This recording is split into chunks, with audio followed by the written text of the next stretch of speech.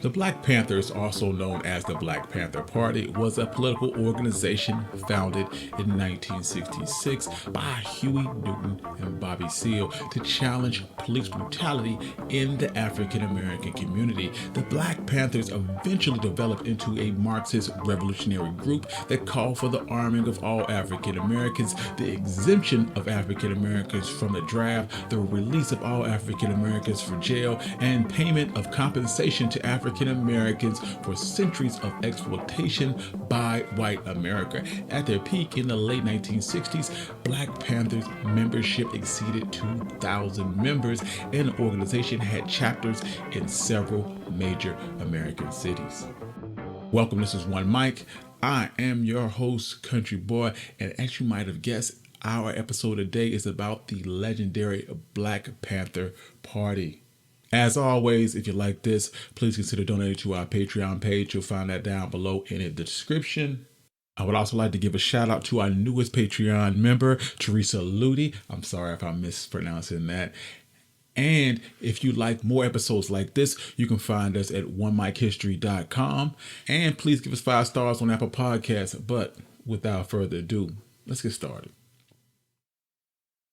On February 17th, 1942, in Monroe, Louisiana, Huey P. Newton was born, the youngest of 7 children born to Walter and Emilia Newton. Walter Newton was a paragon of responsibilities. He held down 2 jobs at any given times, working at the gravel pit, the carbon plant, the sugarcane mills, sawmills, and eventually as a brakeman for the Union Sawmill Company. Emilia Johnson was like many women at the time. She married young and had kids very young. She was only 17 when she had given birth to her first child. And of course, soon others followed. But unlike most black women in the South in the 1930s and early 40s, Emilia stayed home to raise her young children. The Newtons would move to Oakland in 1945, and the Newtons followed a path of many black families migrating from the South to cities in the North and West to fill jobs.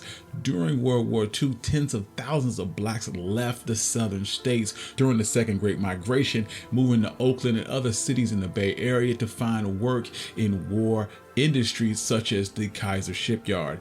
The sweeping immigration transformed the Bay Area as well as the cities throughout the West and the North, altering the once white-dominated demographic. When the war ended, though, many of the blacks were laid off as wartime industries waned and soldiers returned home, creating a labor surplus. Both new and expanding black communities in those cities across the country sank into poverty, and a new generation of young blacks grew up in these cities facing a new forms of poverty and racism that was unfamiliar to their parents, and they had fought to develop new forms of politics to address these issues. In 1959, Huey P. Newton enrolled in Merrimack College. In 1962, at a rally at Merrimack College that opposed the U.S. blockade against Cuba, Newton's political life would take a huge leap forward, where he would meet fellow student Bobby Seale, whom they would eventually form the Black Panther Party. More than 5 years older than Newton, Bobby Seale was born in Dallas, Texas on October 2nd, 1936. The oldest of 3 siblings, he was raised in Oakland, and his father worked as a carpenter and his mother worked sometimes as a caterer. Besides teaching Bobby how to build things and hunt and fish, Bobby's father also taught him about injustice and would often beat him for no apparent reason. The arbitrary beatings filled Bobby with rage, which he had few outlets. But it also meant that he had very little fear of getting into fights because he had already seen the worst that the world could give. Bobby Seale would join the U.S. Air Force, where he would further develop his skills in metalworking and master the use of firearms. He learned to contain and manage his rage, turning his explosive temper into a cold calculation. When 3 soldiers refused to pay back a debt and threatened to beat Bobby if he mentioned the matter again, he suppressed the instinct to fight them and bought his time. A week later, Bobby attacked the main perpetrator when his defenses were down, nearly killing him with a pipe. Newton and Bobby both had their first political experience with Donald Warren of the Afro-American Association. Warren founded an all-black study group while he was a student at Boalt Law School at the University of California, Berkeley. Warren created a space for in-depth discussion of books by black authors such as W.E.B. Du Bois, Ralph Ellison, Booker T. Washington, and James Baldwin. Warren asserted a black nationalist perspective inspired by Malcolm X, emphasizing racial pride and embracing the transcontinental identity rooted in Africa. Warren believed that the virtues of black capitalism and argued that black people must develop our own planned business where efficiency, thrift, and sacrifice was stressed. The Afro-American Association produced a radio show that debated the concerns of Black America, regularly mobilizing street corner rallies, preaching racial consciousness to unemployed blacks, and sponsored conferences entitled The Mind of the Ghetto. Through all of this, Newton was a man of action, and he grew dissatisfied with Warren's teaching. Newton felt that Warren was heavy on talk, but ultimately could not be counted on. In Newton's view, Warren offered a community solution that offered nothing, and he doubted much could be accomplished through black capitalism. Soon, he split from Warren in search of his own path. In August 1965, 6 months after Malcolm X had died, the Watts neighborhood in Los Angeles exploded in one of the largest urban riots in United States history.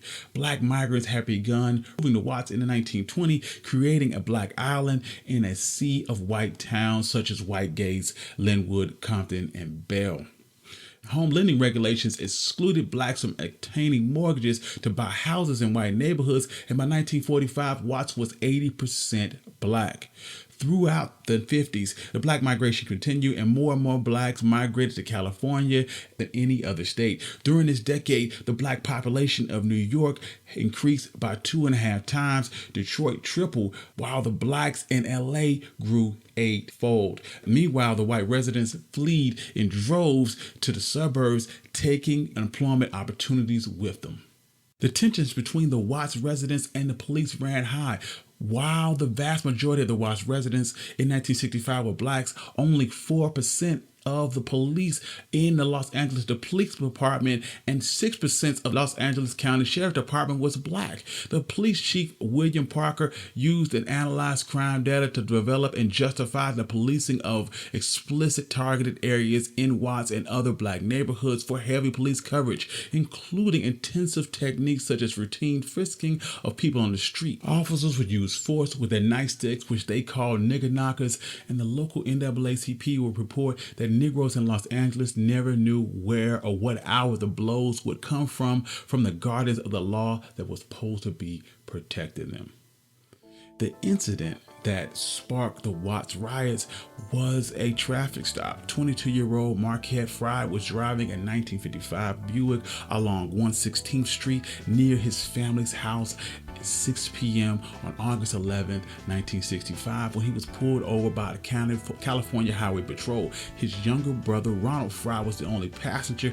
A crowd had gathered, including Marquette's mother, Rena, and more police soon arrived. Soon the crowd was over 200 people, and onlookers became agitated as the police reportedly slapped Raina Fry, Marquette's mother, and beat her with a blackjack, twisting her arm behind her back, and with that, Watts exploded. On August the 12th, a group identified as followers of Malcolm X arrived on Avalon Boulevard shouting, "Let's burn, baby, burn." And the next day, the Emergency Control Center recorded that 6 Negro males were firing at helicopters from a vehicle. By the end of the second day, according to Los Angeles Times, several 100,000 people were looting stores, stealing guns, machetes, and other weapons. Rebels were filling glass bottles with gasoline and hurling Molotov cocktails into cars and stores, setting them on fire. Many also fired shots at the police, and fire trucks and ambulances that attempted to enter this area were also attacked. By the time the rebellion was over, it had spread almost 50 miles, and all told, 34 people had been killed, almost all of them black, many by the police. More than 1,000 were wounded, and 4,000 people were arrested. The riot caused more than $40 million in damage, and over 200 buildings were completely destroyed. The residents of Watts were filled with rage because of the poor conditions, chafed by police repression, frustrated by civil rights politics that were unable to redress the situation. The residents of Watts would take the matter into their own hands, forcibly rejecting the old guard of civil rights leadership. And following the rebellion, Martin Luther King would go to Watts to bring his vision of integrated society and his tactics of nonviolence. On August the 8th, he spoke at 500 people in Westminster Neighborhood Association, and throughout the evening, the audience repeatedly challenged and ridiculed Dr. King's appeal. And nonviolent activist Dick Gregory fared even worse in Watts. While the riot was going on, he borrowed a bullhorn from the police so that he could speak to the rioters, and he attempted to calm them and pleaded for them to go home. And a gunman in the crowd would shoot Gregory in the leg. The politics of nonviolence were failing, commencing a wave of urban rebellion and rejection of civil rights strategies by disenchanted blacks. Between 1962 and 1965, the Los Angeles Police Department killed at least 65 people. Of the 65 homicides by police that the police coroner investigated, 64 were ruled justifiable, including 27 cases in which the victim was shot in the back by police officers, 25 in which the victim was unarmed, 23 in which the victim has been suspected of a nonviolent offense, and 4 in which the victim not suspected of a crime at all. The only case in which the coroner's inquest ruled that unjustifiable homicide was when 2 officers playing cops and robbers on Long Beach Station shot a news reporter. Meanwhile, Huey Newton would reconnect with Bobby Seale, and the two joined the Soul Students Advisory Council, founded by Ernie Allen. The council was a front group for the Revolutionary Action Movement, an anti-imperialistic Marxist black nationalist organization founded in Philadelphia. Allen had collaborated with Newton and Seale on the Afro-American Association when he was a student at Merrimack College. Working with RAM exposed Newton and Seale to new ideas, both of which were strongly influenced by the thinking of Malcolm X and readings from the Afro-American Association. But unlike the Afro-American Association, RAM was a revolutionary black nationalist organization with a strong socialist intent and anti-imperialistic mindset. The politics of RAM connected the struggles of black Americans to the liberation struggles abroad, whereas black soldiers returning from World War II helped jumpstart the civil rights movement by arguing that if they could die fighting for their country, then they should be considered full citizens upon their return. RAM insisted that blacks were not full citizens of the United States. RAM viewed America as an independent nation and that it had been colonized at home. Because black Americans were colonial subjects rather than citizens, RAM argued that they had no allegiance to the United States government and thus should not fight in the Vietnam War. The Revolutionary Action Movement advanced the pivotal idea which becomes central to the politics of the Black Panther Party.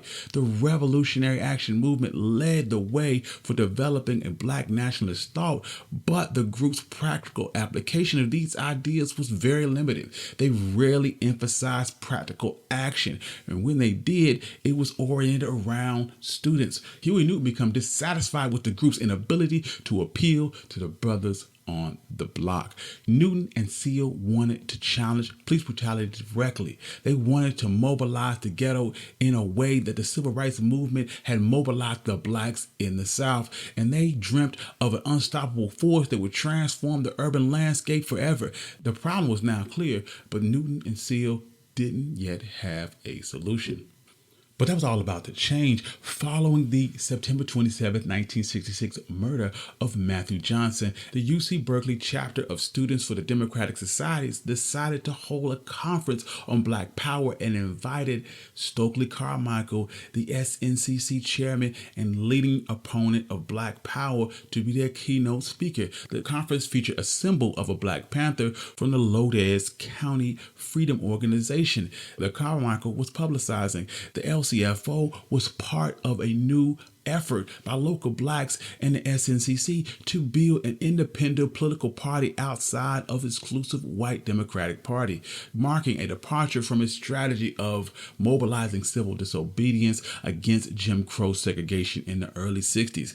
In 1966, Carmichael would write that organizing under the Black Panther symbol across the country because a man needs a panther by his side. His family must endure, as hundreds of Alabama have endured, loss of jobs, eviction, starvation, sometimes death for political activity.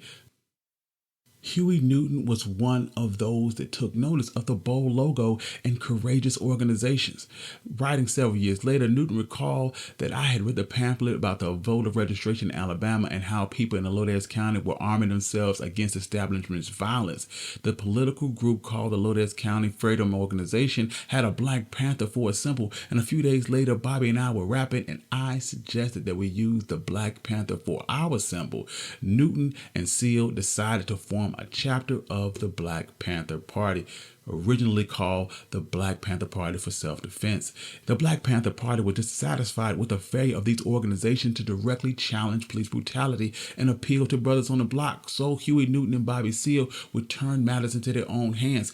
After the murder of Matthew Johnson, Newton observed the violent insurrection that followed, and he had an epiphany that would distinguish the Black Panther Party from a multitude of other Black Power organizations. Newton had an explosive, rebellious anger of the ghetto and a social force that believed that he could stand up to the police. He believed that he could organize a force of political power, and inspired by Robert F. Williams' armed resistance against the Ku Klux Klan and Williams' book called Negroes with Guns, Newton studied the gun laws extensively in California, and he decided to organize patrols that will follow the police around and monitor for incidents of brutality, with one crucial difference: the patrols would carry loaded weapons. Seale would later state that we'll protect a mother, protect a brother, and protect the community from racist cops. On one night in particular, in early 1967, Huey Newton, Bobby Seale, and Bobby Hutton, their first recruit, put these ideas into action. They cruised around North Oakland in a 1954 Chevy, Newton at the wheel, and saw police patrolling the area and decided to monitor it. As Bobby Seale would later talk about the incident, Newton sped up within a short residential block behind the car and kept his distance. When the officer turned right, Newton turned right. When the officer turned left, Newton turned left. Newton was armed with a shotgun, Seale with the .45, and Hutton with the M1 rifle. The law book sat in the back seat. After they followed the car for a while, the officer pulled up onto the curb and stopped on the corner. And there was a stop sign at the corner, so Newton pulled up to the intersection and stopped next to the police officer. And the three men looked over to the officer, and Seale held shotgun while he drove. Both shotgun and the M1 rifle were plainly visible through the window, and the officer looked back, and after a pause, Newton gently stepped on the gas and rounded the corner to go right in front of the officer. As Newton completed the turn, the officer flashed on his high beams, and Newton kept driving. The officer stepped on the gas and pulled after him, and Seale could see the flashing red lights, but Newton kept going. He said that I'm not going to stop until he puts on his damn siren, because a red flashing light don't mean nothing to me. At this point, the car was headed north on Dover Street behind Merrimack College. Newton to the left on 58th Street and headed down the block, passing the Merrimack College track field, and the officer turned on the siren. So Newton pulled over, coming to a stop at the back door of the college. As soon as Newton pulled over, the officer stopped and burst out of his car hollering, "What you goddamn niggas doing with all them guns? Who the hell do you niggas think you are? Get out of the goddamn car." And at this point, students had just finished the evening class of the predominantly black school, and they had filed out the back. Then they stopped to watch. Many of the residents came out of their homes or were looking out of their windows. The officer approached the car, screaming, "Get out of the car." Newton refused, and at this point, the officer pulled open the door and shouted, "Get out of the goddamn car and bring those guns out with you." The officer stuck his head in the car and reached across Newton and tried to grab the barrel of the shotgun that Seale was holding. Seale pulled back the shotgun. Newton grabbed the officer and they tussled, and he kicked him out of the car. Newton took the shotgun from Seale, leaped out of the car, and then proceeded to chamber around. And Newton shouted, "Who the hell do you think you are?" The officer lifted his hands away from his gun while Bobby Seale and Hutton jumped out of the car. Seale pulled back the hammer on his .45, and the officer backed away from Newton towards his car and radioed for backup. People were streaming out of their houses right now, and more students streamed out of the college. Newton and Seale beckoned people to come out and observe the police, and a sizable crowd had formed. Seale called out to the crowd that the police were attempting to occupy their community as foreign troops occupied territory, and the black people were tired of it. As several more police cars arrived, the officers walked up to Newton and demanded to let them see their weapons. Newton asked if he was being placed under arrest, and the officer insisted that he needed to see his weapon, and Newton refused. "You can't see my gun, and you can't have my gun." Another officer walked up to Seale and shouted to come over to the car, and he stated, "I ain't going to goddamn place." Newton, Seale, and Hutton would not submit to the police, citing local ordinances as well as the Second Amendment of the Constitution, and were asserting their rights to bear arms as long as the guns were not concealed. The standoff threatened to escalate, but after tense deliberations, the police lieutenant told the officers that he did not see sufficient grounds for an arrest, and after looking around, one of the officers noticed that the license plate on Bobby Seale's Chevy was attached by a coat hanger. So he then wrote Seale a ticket for not having his license plate correctly fastened to his vehicle, and the police left. The excited crowd gathered around Newton to hear what would just happen, and the men described their organization, the Black Panther Party for Self-Defense, and the next day, several community members who had witnessed the event had joined the Black Panther Party. Bobby Seale provided the first guns, the Black Panther Party, from his personal collection, a .30-30 Winchester rifle and a shotgun from his time in the military. Seale had been around guns, mostly hunting with his father. When new recruits joined the party, obtaining more firearms became a priority. Newton and Seale approached Richard Okoye, which was a Japanese-American radical who had an impressive gun collection and was a dedicated revolutionary committed to Third World liberation. He was pleased to help the Black Panther Party get started and donated 2 guns of his own to support their revolutionary cause, an M1 rifle and a 9mm pistol. Newton and Seale needed to raise money for more guns for their party, so Newton had the idea of selling Mao Zedong's Little Red Book on the Berkeley campus to raise money. The book was a collection of quotations from the chairman of the Chinese Communist Party, who had been receiving a lot of press coverage. They went down to Chinatown in San Francisco and bought the book for 30 cents and sold them for $1 on Berkeley's campus. Soon they raised enough money to buy a .357 Magnum from Okoye and a standard shotgun from the local department store.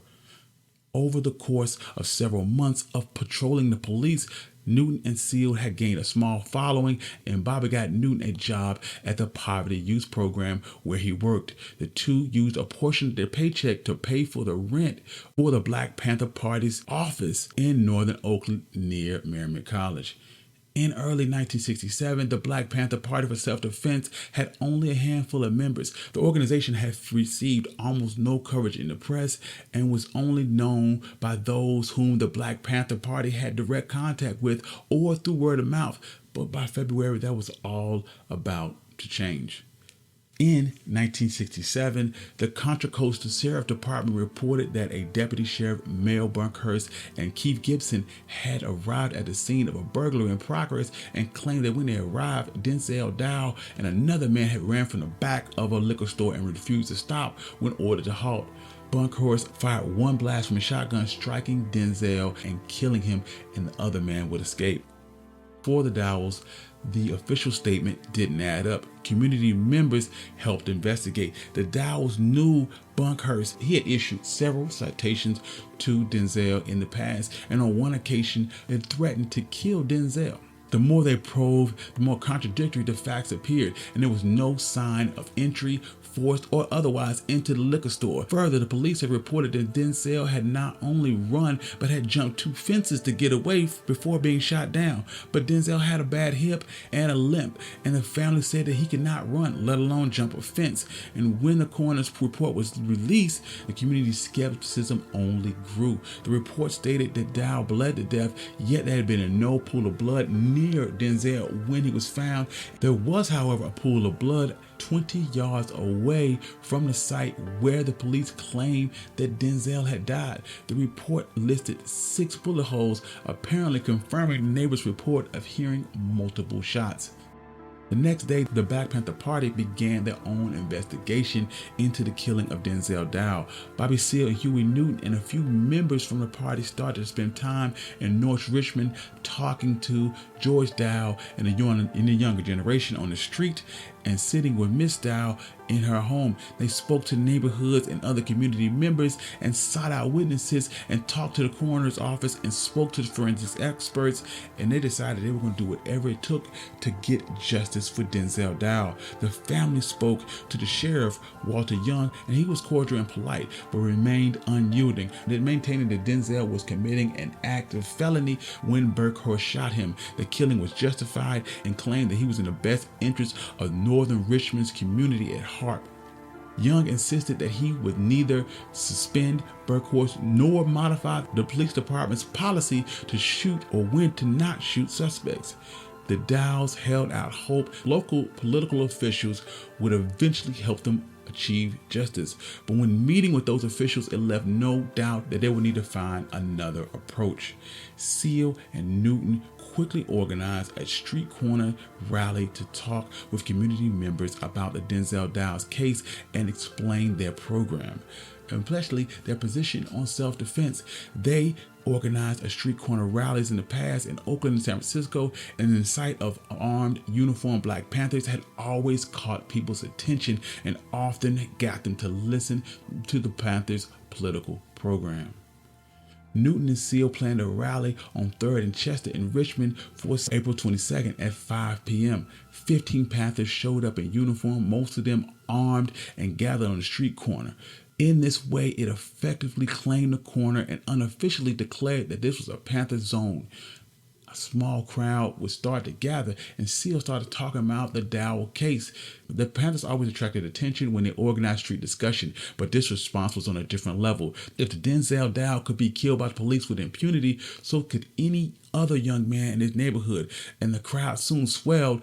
While the police scared many in this community, here was a group of young men organized and disciplined, openly displaying weapons, speaking their mind, calls stopped, and traffic backed up, and soon over 150 people had gathered. The rally was tremendous, and community members searched for ways of doing more about the Denzel Dowell killing and showed them a way that they could mobilize the Black community and they could take issues into their own hands. Newton and Seale had captured the community's imagination, and others began chipping into the organization to help with subsequent rallies. Eldridge Cleaver had been impressed with Newton during confrontations with the police and helped Newton and Seale publicize rallies. In this process, he created the party's first newspaper. Emory Douglas, a student at San Francisco College, contributed graphic arts expertise. The paper immediately became a party tool, running over a decade into international distribution, and at its height, it had a circulation in hundreds of thousands.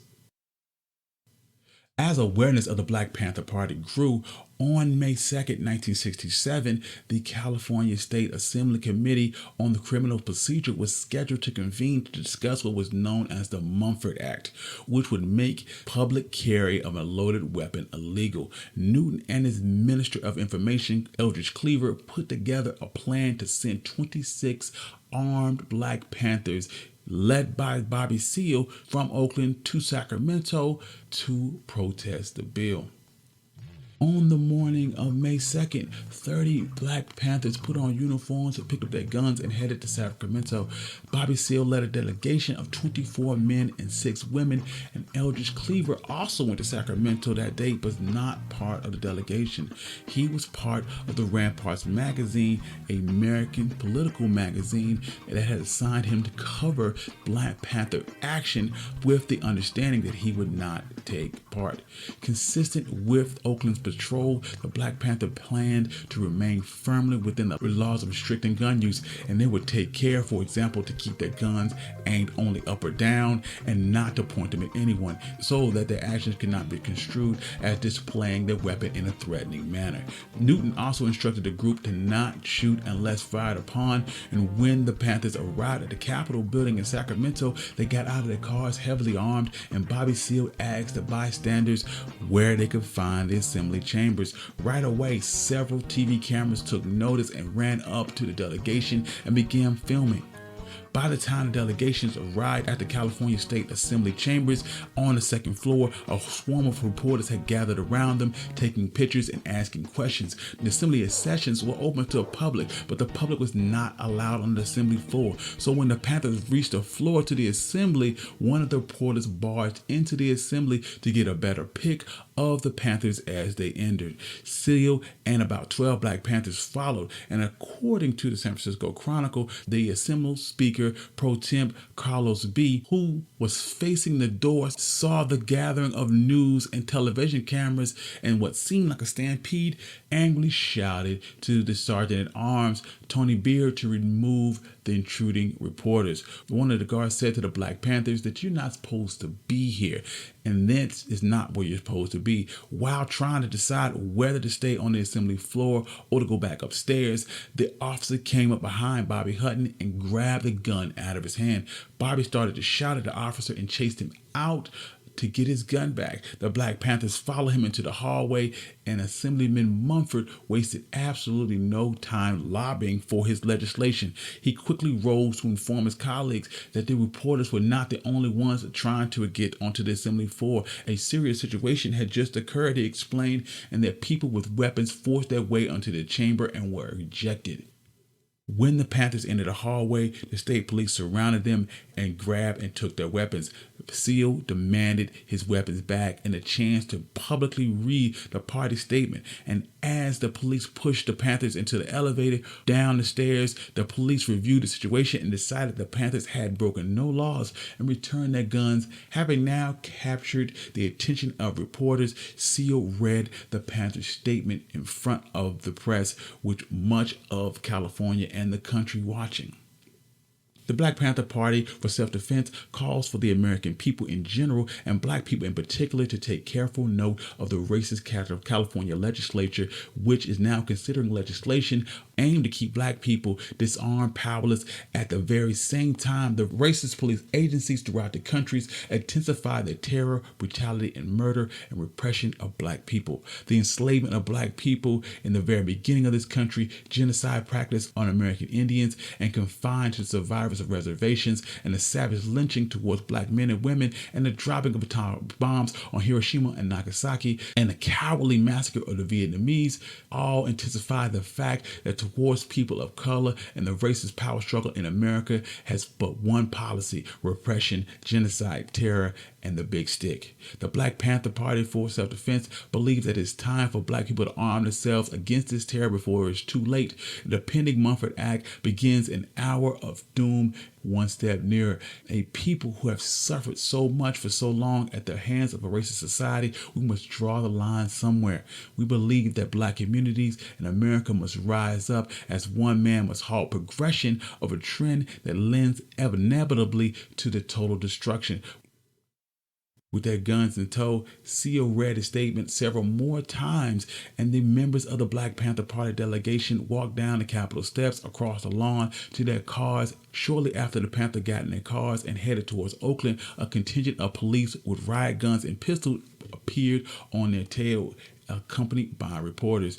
After leaving, the Panthers pulled into a service station and police surrounded them, came up behind Black Panther Sherman Forte and grabbed his hands, forcing him behind his back. When Seale asked if Forte was under arrest, officers answered that he was, and Seale told Forte to make the arrest. With the cameraman capturing the Seale for national TV, the police searched and arrested the remainder of the group in what appeared to be a makeshift arrest. Seale was originally arrested for carrying a concealed weapon, even though he had openly displayed his pistol on his hip, and television coverage caught the officers looking for illegal weapons and comparing the length of the Panther shotguns to their own. To one officer's charge, one Black Panther would explain that ain't no sawed-off, that's the same riot gun that looked just like yours. The police officers booked several of the Panthers on obscure fish and game codes that prohibited loaded guns in vehicles, and all 19 young adults and 5 juveniles were arrested. But included in this group was also Eldridge Cleaver, who was there covering the event, carrying only a camera.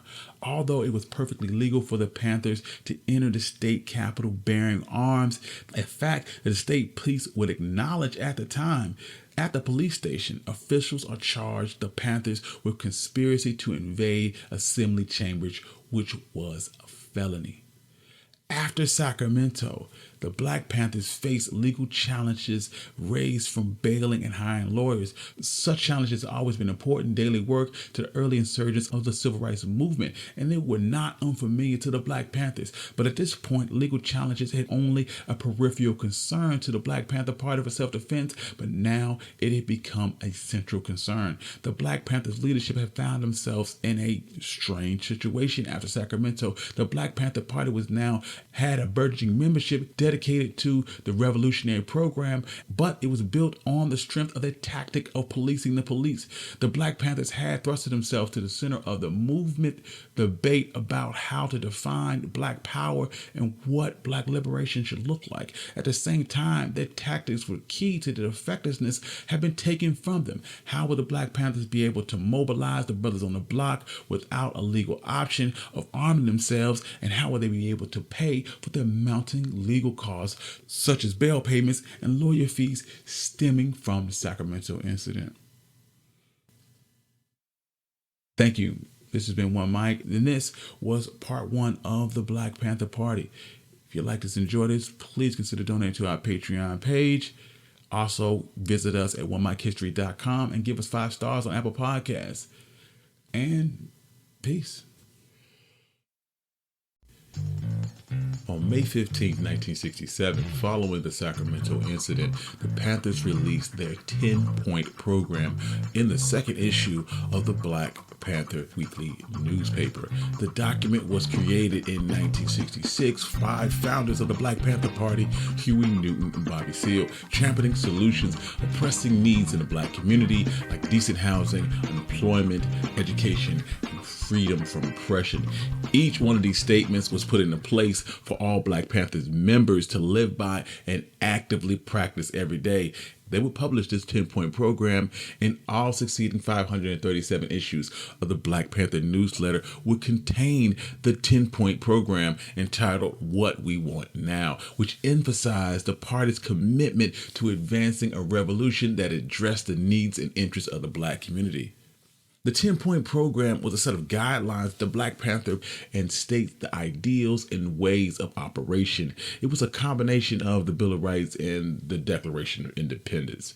The Panthers wanted to not just to be about armed action, they wanted to be a legitimate voice of Black people. And as such, the program intended to take care of a broad range of the Black community's needs. The program heavily drew their 10-point program from that Malcolm X crafted for Elijah Muhammad with the Nation of Islam, published in August of 1963. The plan heavily copied Malcolm X's nationalism without the Islamic religious aspect. The 10-point program was as followed. We want freedom. We want power to determine our destiny of our Black community. We want full employment for our people. We want the end of the robbery of the capitalists of our Black community. We want decent housing, fit for shelter of human beings. We want education for our people that exposes the true nature of this decadent American society. We want education that teaches the true history and our role in present-day society. We want all men to be exempt from military service. We want an immediate end to police brutality and murder of black people. We want freedom for all black people held in federal, state, county, city prisons and jails. We want black people to be brought to trial. We want all black people, when brought to trial, to be tried in a court by a jury of their peers or people from the black communities as defined by the Constitution of the United States. And we want land, bread, housing, education, clothing, justice, and peace. Following the Sacramento incident, the Black Panthers were charged with the felony of a conspiracy to invade assembly chambers. The group would plead to a misdemeanor charges disrupting a legislative session, but the Panthers' actions had other consequences. Because of their armed presence, the Mumford Bill was swiftly approved and signed by then Governor of California, Ronald Reagan. The Mumford Act even added a new clause barring anyone but law enforcement from bringing a loaded firearm into the Capitol. Worse yet, the demonstration in Sacramento drew the attention of then FBI Chief J. Edgar Hoover, and he wanted to make sure that black nationalist hate groups were further scrutinized. In 1956, the FBI formalized and consolidated its intelligence gathering and disruptive activities into its first counterintelligence program, or COINTELPRO. Originally, it was designed specifically targeting the Communist Party USA. During the early days of the civil rights movement, the FBI did monitor the activities of civil rights activists, but did little to actively or directly oppress the civil rights movement. However, by the end of 1963, as the movement gained international coverage and support, the FBI started to undertake extensive measures to hound and discredit Martin Luther King and continued these activities until his death. In the summer of 1967, the FBI drastically shifted the direction and intensity of its repression of black political organizations. In the summer of 1966, Stokely Carmichael called for black power, and the black liberation struggle entered a new phase. The organizations like the Student Nonviolent Coordinating Committee and the Revolutionary Action Movement declared a common cause in the Vietnam War in opposition to America. In the following year, the movement became more nationalistic and more confrontational. Urban rebellions raged in black areas throughout the country, and black nationalist organizations called for an armed resistance against the state. Thousands of young black rebelled and rioted, and on April 4th, 1967, Martin Luther King joined the younger generation of black leaders in denouncing the U.S. involvement in the Vietnam War. Meanwhile, Richard Nixon was running for president and had positioned himself to capture the conservatives of the Democratic Party, who were deeply troubled by this social unrest. Wanting to attract as much of the white vote as he could, he confiscated crime, rebellion, civil rights, and students all together, and the gamble worked. In November, Nixon was elected the 37th president of the United States, and from the first days of his presidency, Nixon took a personal interest in the Black Panther Party. In March 4th of 1968, J. Edgar Hoover expanded COINTELPRO against black nationalist groups and other dissenting groups. In 1969, J. Edgar Hoover described the Black Panthers as the greatest threat to the internal security of this nation. By 1969, the Panthers and other allies had become the primary targets of COINTELPRO. The goals of the program were to prevent the unification of militant black nationalist groups and to weaken their leadership, as well as discredit to reduce their support and growth. The Internal Revenue Service would even support efforts to repress ideological organizations. The IRS established an activist organization committee in July of 1969 to collect basic intelligence gathering data on members of the Black Panther Party, organizations that did business with the Black Panther Party and other radical political organizations. The FBI supplied the IRS with names of individuals and organizations, and the IRS in turn supplied detailed personal financial information and also targeted these individuals with special enforcement of tax regulations. As FBI Director William Sullivan later testified, the Bureau did not differentiate between Soviet spies and suspected communists and the Black nationalist movement when deploying surveillance and neutralizing tactics. The Black Panthers would not initially recognize the depths of the actions of the FBI against them, but they had other issues to deal with. In October 8, 1967, John Fry of the Oakland Police Department sat alone in his patrol car on Willow Avenue at the corner of 7th Street. Officer Fry had developed quite a reputation. Fry was not what you would categorize as a good cop. He had been implicated in numerous incidents of racism. This particular evening, Fry had been called to a dispute at a black grocery clerk named Daniel King and a white man found without pants who claimed that King had stolen his pants. According to King, Fry called him a nigger and held his arms so that the white man could beat him. Several hours after Fry was released by King, Huey Newton and Gene McKinley drove by his parked patrol car. Fry had a list of 20 cars that the Oakland Police Department had identified as Black Panther vehicles. One of the cars listed was a Volkswagen 1968 sedan tan with the tag AZM489. Fray called for backup and pulled out behind the Volkswagen and turned his lights on to make the stop. Now at this point, there are conflicting accounts of what actually happened on the corner of 7th and Campbell in Oakland on that morning, but Officer Herbert Haynes testified that upon responding to the request for backup, states that Newton stepped out of the vehicle while Officer Fry informed Newton of his arrest. Officer Haynes stated that he heard a gunshot and was struck in the arm. As Officer Fry accompanied Newton to the patrol car during the ensuing physical altercation between Officer Fry and Newton, Officer Hearns shot Newton in the midsection, and Officer Hearns testified that he heard additional gunshots fired, although there is some discrepancy in the order of the gunshots during the altercation. A nearby bus driver, however, that witnessed the shooting, the bus driver testified that Newton produced a concealed firearm that went off, striking Officer Haynes, and that Newton using this firearm to fire several more shots at Officer Fry, who ultimately was pronounced dead at Merritt Hospital. It is clear at this point as during the early hours of the morning, Newton and Gene McKinley arrived at Dave Hilliard's house. Newton had a gunshot wound in his abdomen, so David and his brother June Hilliard rushed Newton to Kaiser Hospital emergency room. Newton would later be arrested later that morning in the emergency room of Kaiser Hospital in Oakland. At his murder trial, Newton testified in his own defense that Officer Fry had hurled racial epithets at him and struck him in the face. Newton further testified that after Officer Fry had brandished his firearm, that he experienced a sensation that felt like boiling hot soup spilling into his stomach.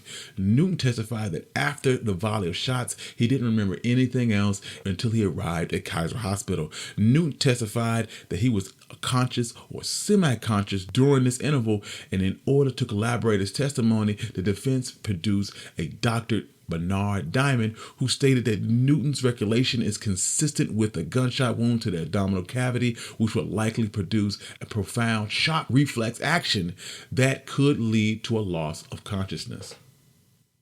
Soon, the story was all over the news that Officer Fry was dead and Huey P. Newton, Minister of Defense for the Black Panther Party, had been arrested as the prime suspect in his murder. From the start, Newton and the Black Panther Party viewed the trial as a political contest rather than a mere legal proceeding. The party put it in an issue of his newspaper, the picture of Huey Newton and a wicker throne, and the front page bold headline, "Huey must be set free." In the weeks leading up to Newton's arrest, the Bay Area's anti-war movement had experienced its own conflict with the Oakland police. As the resistance against the Vietnam War intensified, white anti-war activists began experiencing similar police repression, which deepened their alliances with the Panthers. By October, the draft resistance movement had gathered steam, and no longer were students and anti-war activists simply Americans expressing their view within established channels. Inspired by Black power, emboldened by rebellions, they saw themselves as subjects of an empire. Much like the Vietnamese, they rejected the legitimacy of the war, the draft, and the government in general, seeking to resist by any means. Following Newton's arrest, Eldridge Cleaver's role became increasingly important, especially in the party's collaboration with white organizations in the Free Huey Newton movement.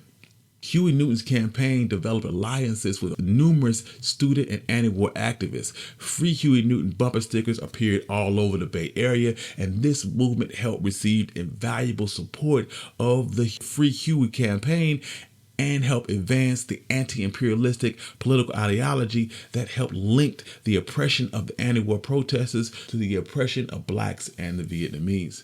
One of those such groups was the Peace and Freedom Party, founded by Rampart's editor Robert Seale and other members of the Community for New Politics. The Peace and Freedom Party sought to promote a strong anti-war, anti-racist politics. At the time, though, they were almost exclusively white and began approaching black organizations for support.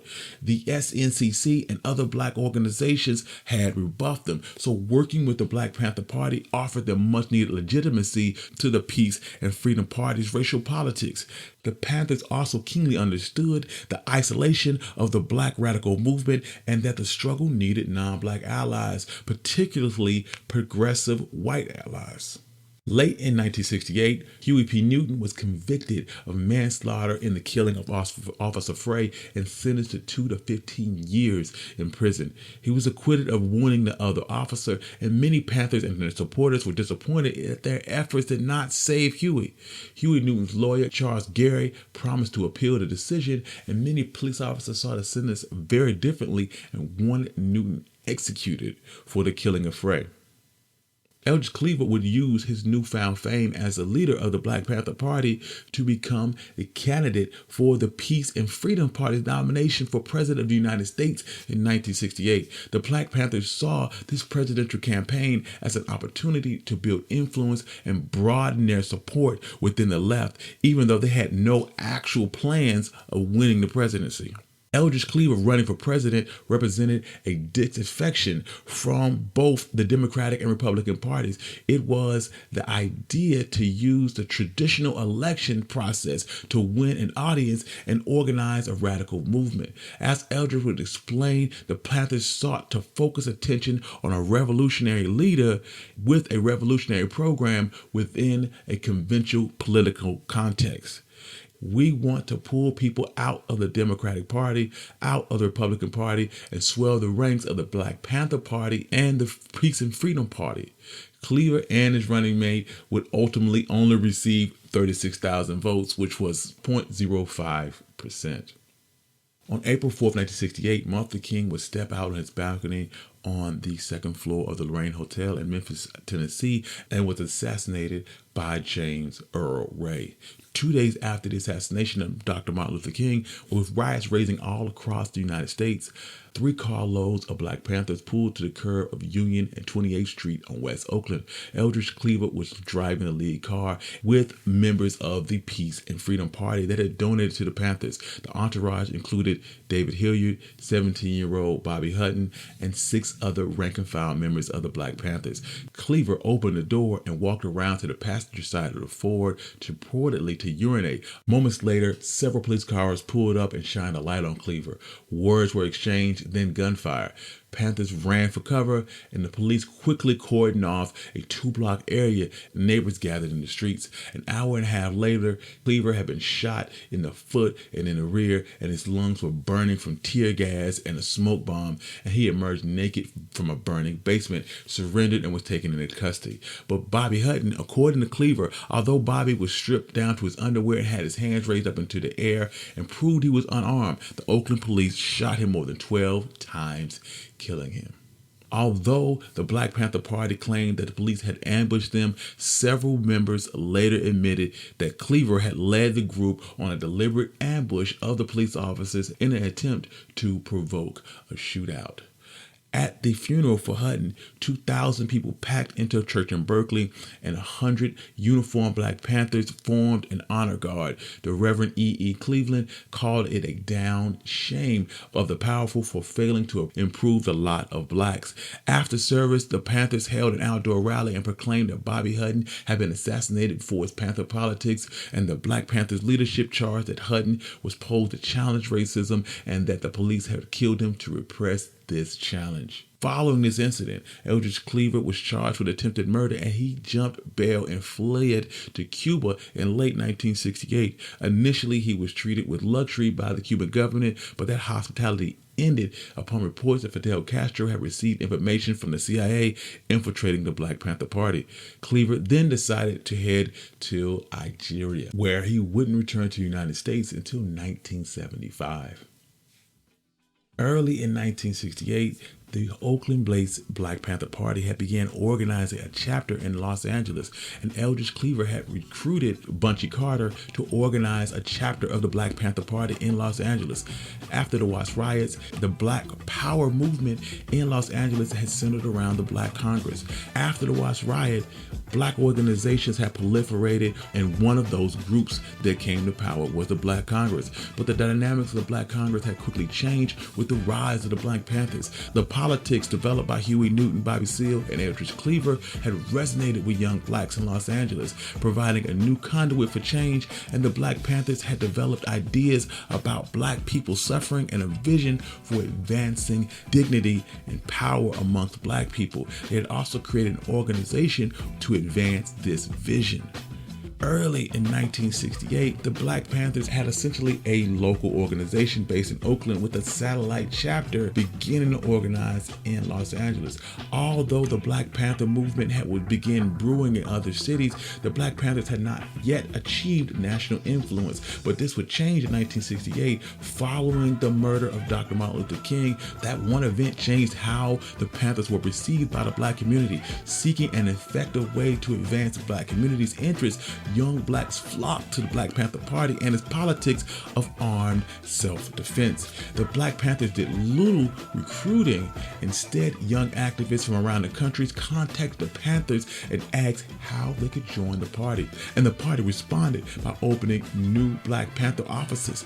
These offices were in 25 major cities like Atlanta, Chicago, and New York, Philadelphia, and Washington, D.C. And peak membership was nearly 5,000 by 1969.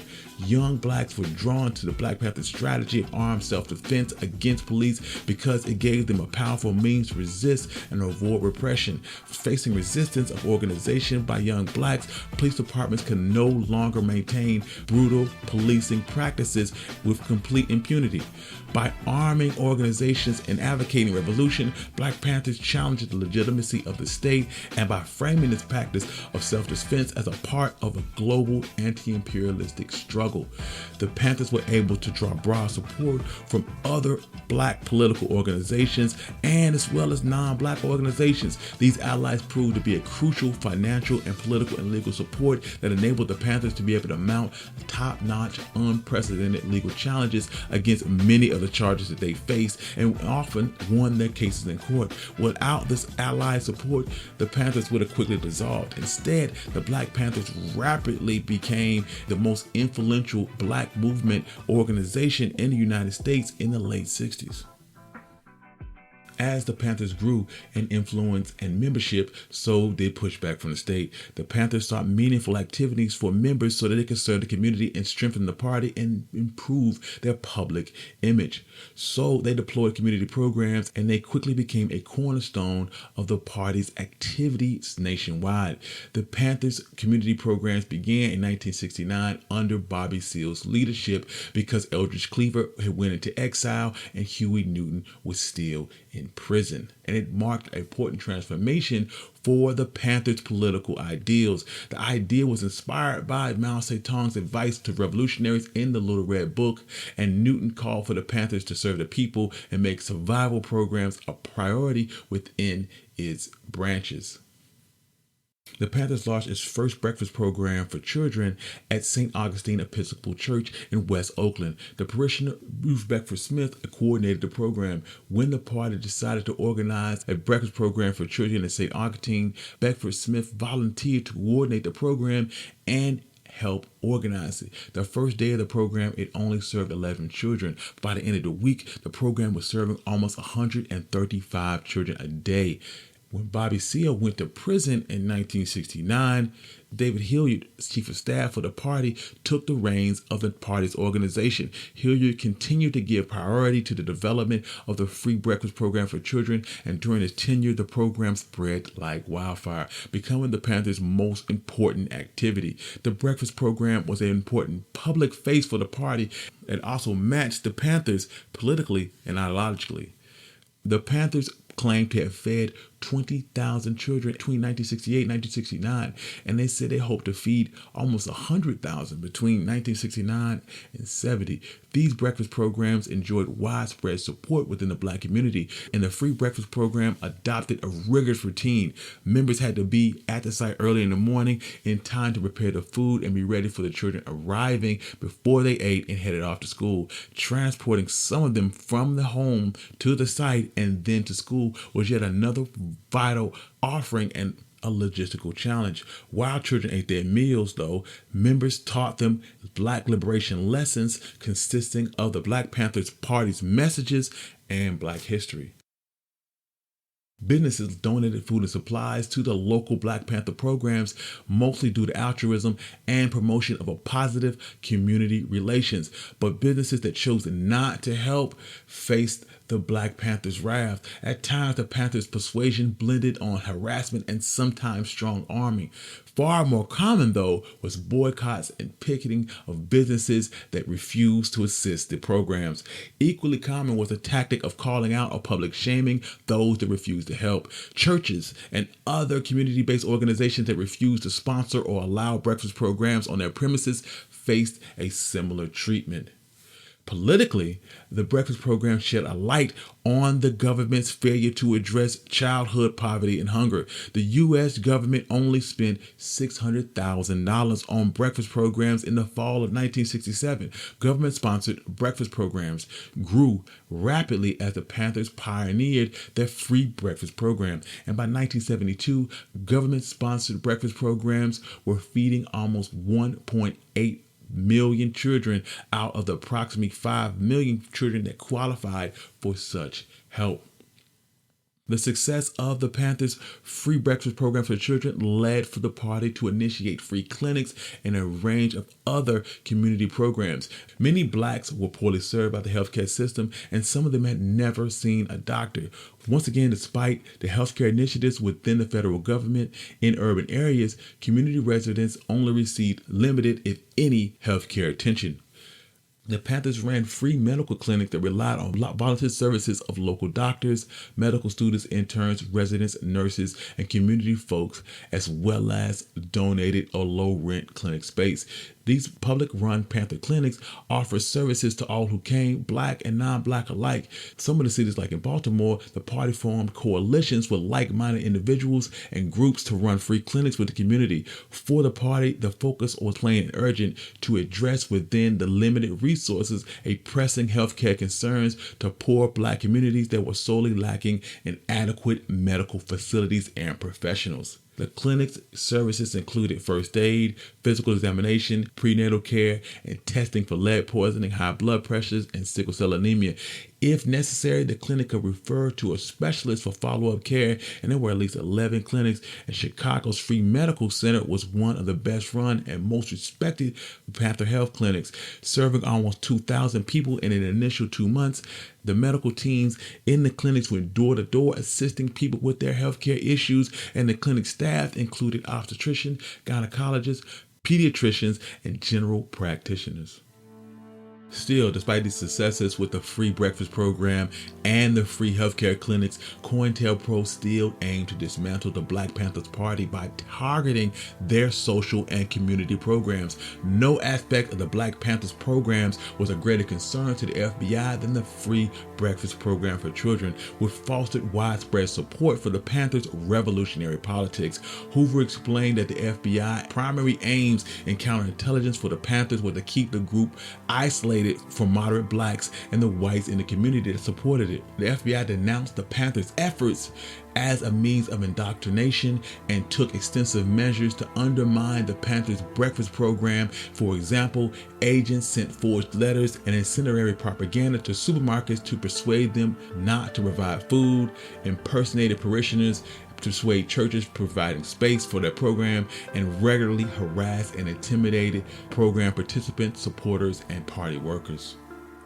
In late 1968, the Los Angeles chapter of the Black Panther Party was no longer a satellite office. The Panthers had consolidated its status as the leading black nationalist organization in LA, rivaling only John Karenga's U.S. organization. The FBI would take note of the growing tensions between the Black Panther Party and the U.S. organization in Southern California, and the FBI sought to escalate the conflict by offering an anonymous letter that would be sent to Los Angeles Black Panther Party, supposedly from a member of the U.S. organization, in which it would be stated that the youth group of the U.S. organization is aware of the Black Panthers Party's contract to kill Ron Karenga, leader of the U.S., and that they, the U.S. members, in retaliation, have made plans to ambush the Black Panther Party in Los Angeles. Tensions between John Karenga's U.S. organization and the Black Panthers came to a head over the leadership of the Black Student Union at UCLA's campus and the direction of the new Black Studies program. Karenga was a formal community advisor appointed by the university's administration, supported one candidate for director of the new program. The Black Panthers wanted a role in the decision-making and opposed Karenga's candidate. The university's administration planned to announce the new director of the Black Studies program January 21st. At two large confrontational meetings of the Black Student Union on January 15th and January 17th, afterwards no resolution was achieved. Most of the students appeared to support the Black Panthers' position, and Lane Brown and John Hudgens would be elected to an ad hoc committee to represent the Black Student Union concerns. John Hudgens and Bunchy Carter emerged as leading contenders in the upcoming election for the Black Student Union presidency. 2:40 p.m. on January 17th, as the Black Student Union adjourned, about 150 students poured out of the meeting. The conflict would turn violent.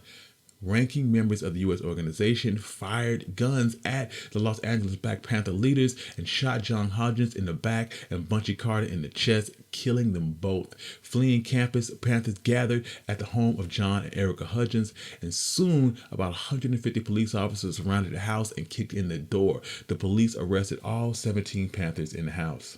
Initially, no members of the U.S. organization were arrested. The National Lawyers Guild and other allies of the Panthers quickly mobilized to raise bail and activate a legal defense. Within a few days, all the charges against the Panthers had been dropped and the Panthers had been released. Funeral services for Bunchy Carter took place at Trinity Baptist Church in Los Angeles on Friday, January 24th.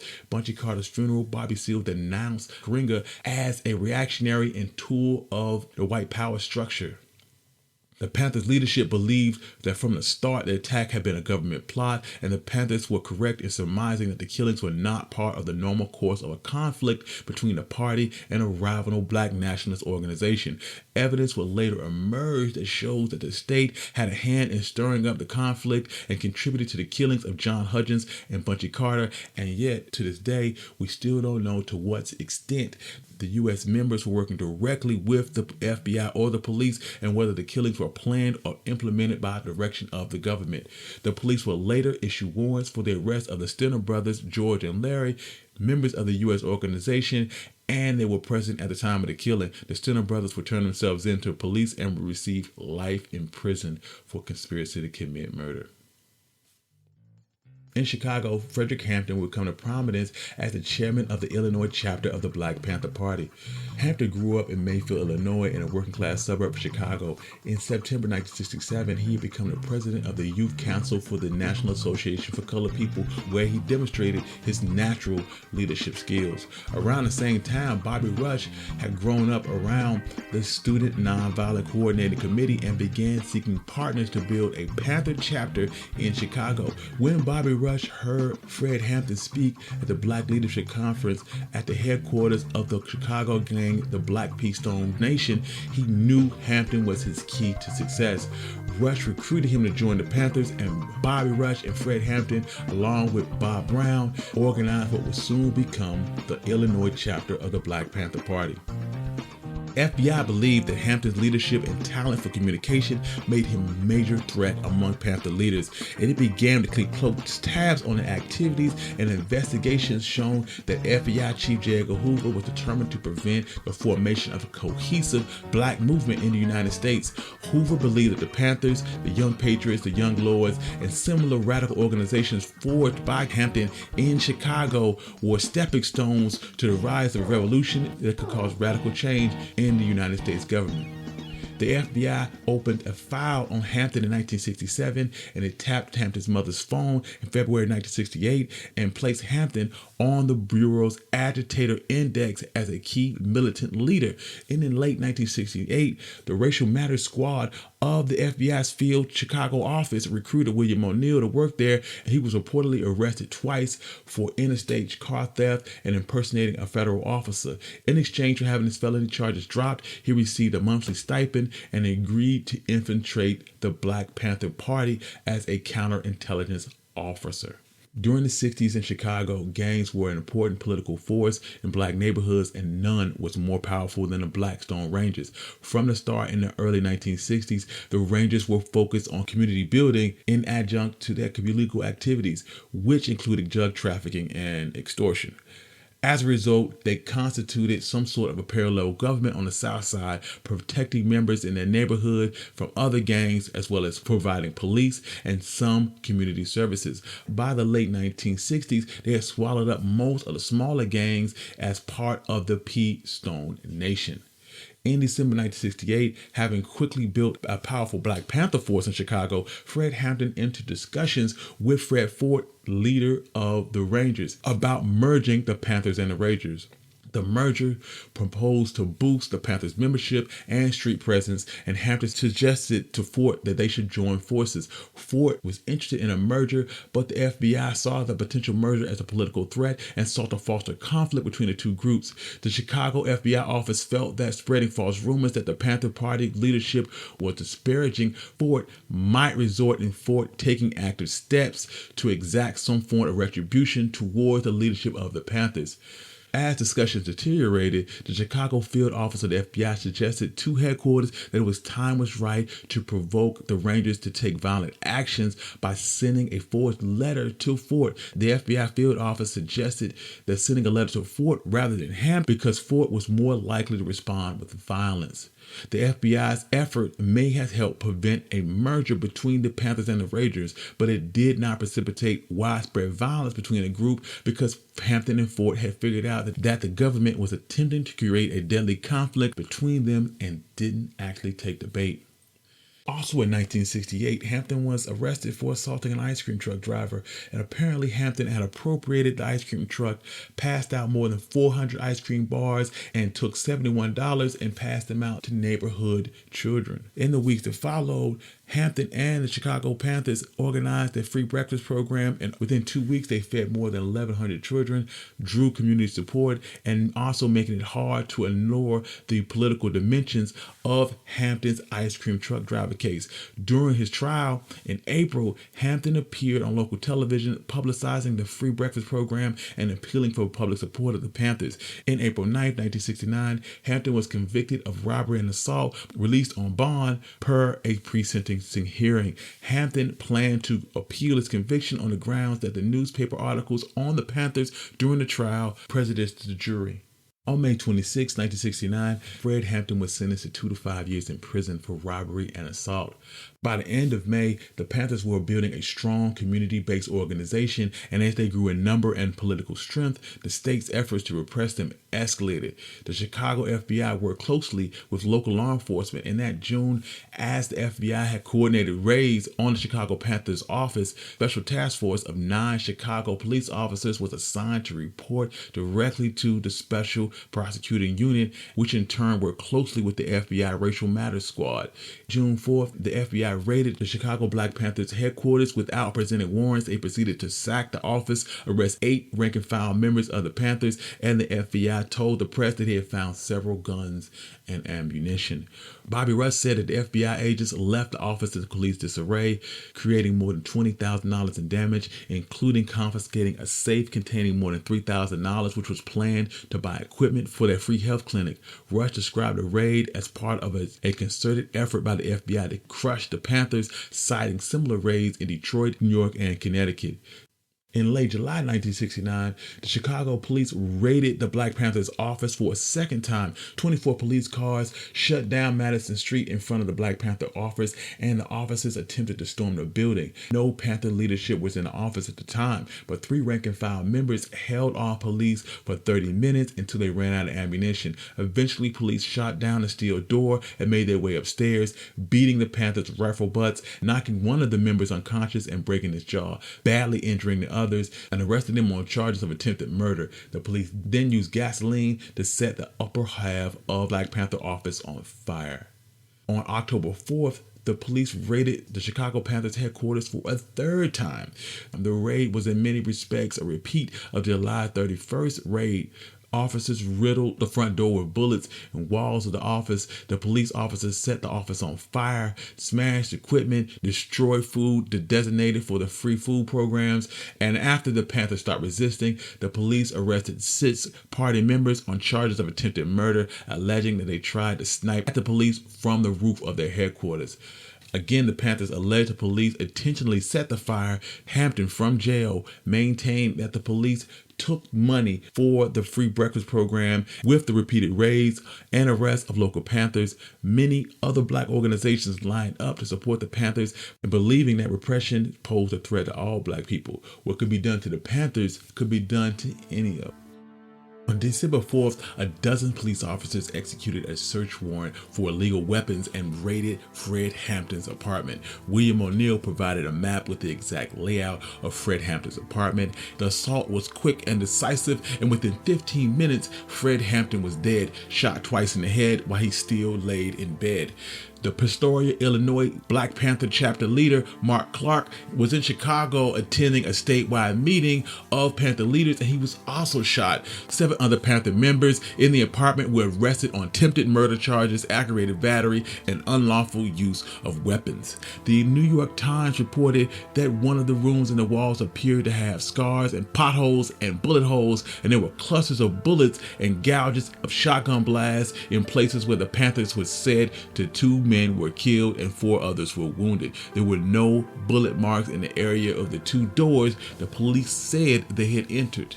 On January 6, Bobby Rush informed the press that the results of the blood test from Fred Hampton's independent autopsy revealed a heavy dose of the sedative Sedanol, which is a drug to induce sleep. Rush charged that the killing of Hampton was a government conspiracy and Hampton had been drugged by an FBI infiltrator to facilitate his murder.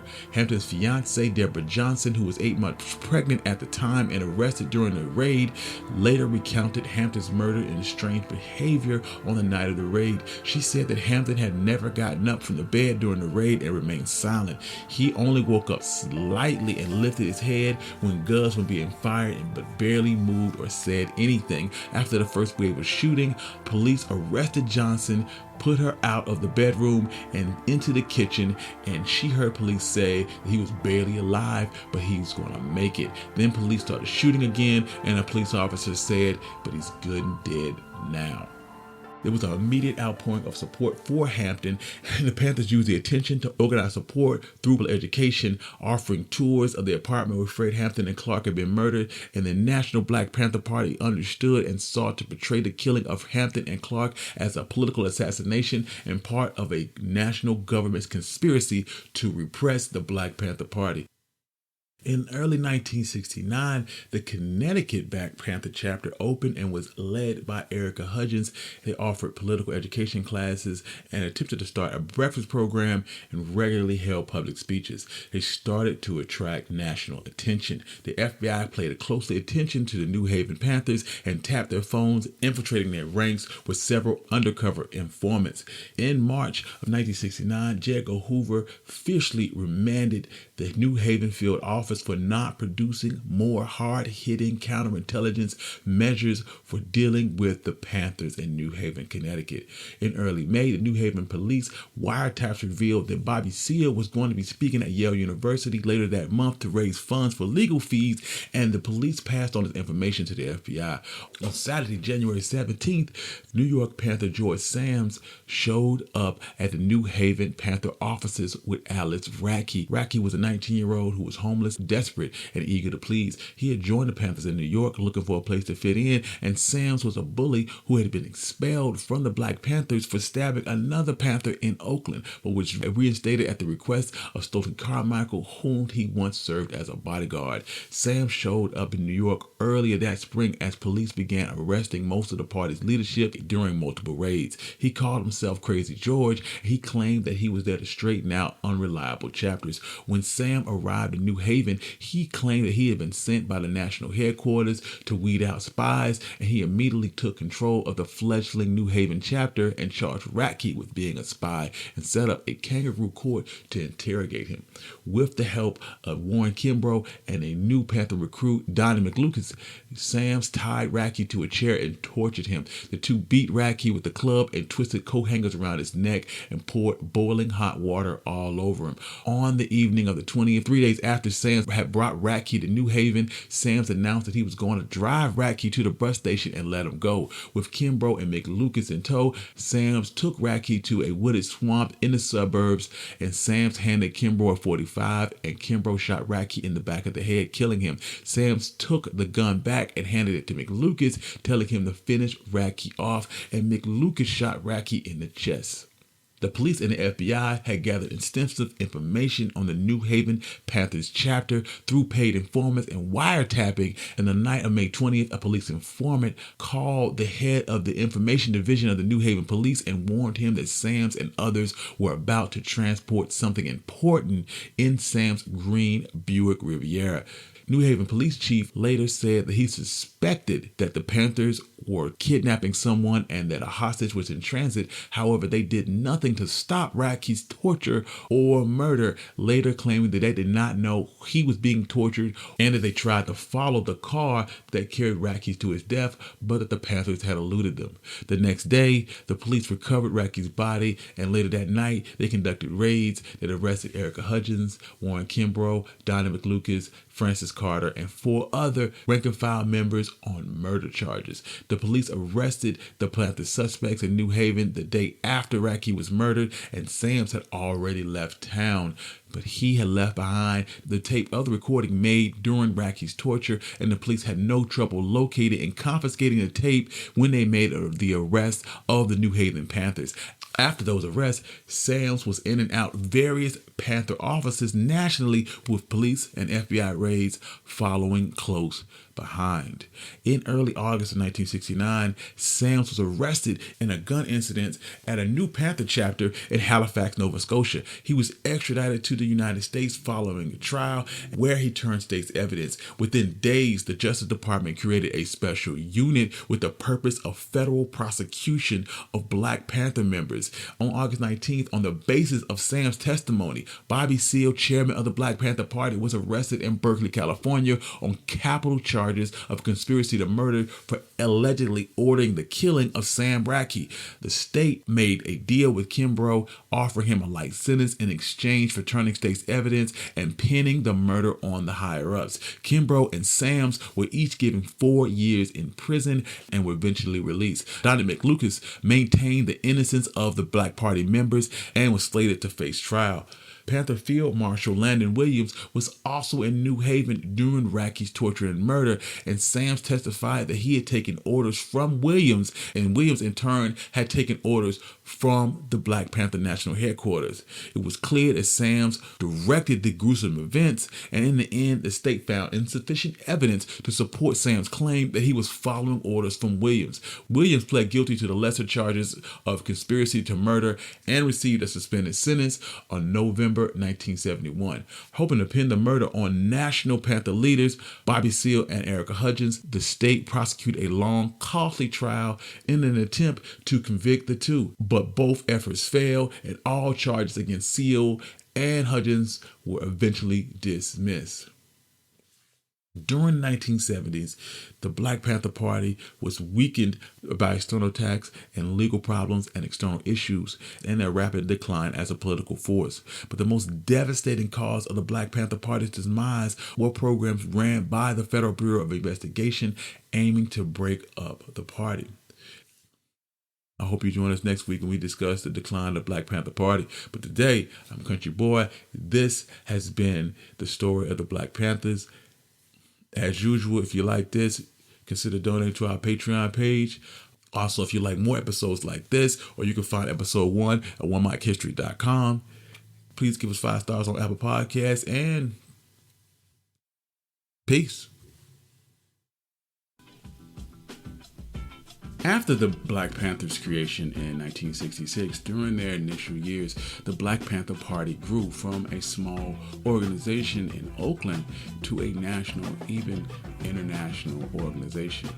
In turn, the Panthers created a tiered organizational structure to accommodate their rapid expansion. At the top, the Panthers' governing body, which was called the Central Committee of Black Panther founders, Huey P Newton as Minister of Defense, Bobby Seale as chairman, along with Minister of Information, Eldridge Cleaver, Deputy Minister of Information, Frank Jones, and Chief of Staff, David Hilliard. The Central Committee was always based in the national headquarters in the Bay Area. At the intermediate level was the state and regional chapters such as Illinois, Maryland, and New York. The leaders of these chapters were either chosen or self-elected and confirmed by the chairman, Bobby Seale, or a representative of the national headquarters. These local branches represented the Panthers at the ground level. Then there were the rank and file members, which would report to the branches or the chapter leaders depending on the party's organizational development in the specific geographical area. And at the very bottom were community workers, and they were members of the Black community that desired to be Black Panthers but were not official members. They often performed various duties such as selling Panther newspapers, working in the free breakfast program, and attending political education classes. Their status became more difficult to distinguish from the rank and file members after 1969 because of police infiltration made the party discontinue formally accepting new members. During this early period, the most prominent Panther, Huey P. Newton, did not directly participate in the building of the national organization of the Black Panther Party. The task was carried out by Bobby Seale, Eldridge Cleaver, and David Hilliard, and the state and local leaders throughout the country. And this was because Newton was arrested for murdering a police officer in Oakland, California in October of 1967, and was later convicted of voluntary manslaughter in September 1968. He would not be released from prison until August 1970 after his lawyers gained a new trial upon appeal. While in prison, Newton was a device for recruitment during the National Free Huey campaign. Newton would achieve almost mythical, legendary status among blacks and radical activists as a political prisoner during this time. While the Panthers were winning the hearts and minds of young African Americans who had grown impatient with the civil rights movement's emphasis on gradual legislative change, each Black Panther chapter had their own distinct political culture depending on their location. All Black Panther chapters were influenced by the founding members' principles and strict discipline. Members' opinions were sought out in a myriad of issues, but once decisions were made, they were implemented promptly and without question. The early Panthers' armed patrols, the military experience of Bobby Seale and other members, and the Panthers' militant rhetoric gave the Panthers a paramilitary image and a commitment to disciplined action. The Panthers considered themselves at war with the oppressive capitalist state and the racist political system, and to ensure discipline, Panther leaders utilized corporal and other punishments when a party member violated party rules or risked the lives of another party member unnecessarily. In 1968, the party's membership drastically expanded nationwide following the death of Martin Luther King Jr. and Bobby Hutton, who was one of the first Black Panther members. In 1968, the summer's urban protests and rebellions, and by 1969, the Black Panthers' presence was felt in almost every major city in the country. However, even during their peak period in 1968 through 1970 of the organization's membership, the party would lose members to government oppression, organizational purges, and attempt to weed out government infiltrators. Also during this period, serious political and ideological differences would start to develop within the Panther Party.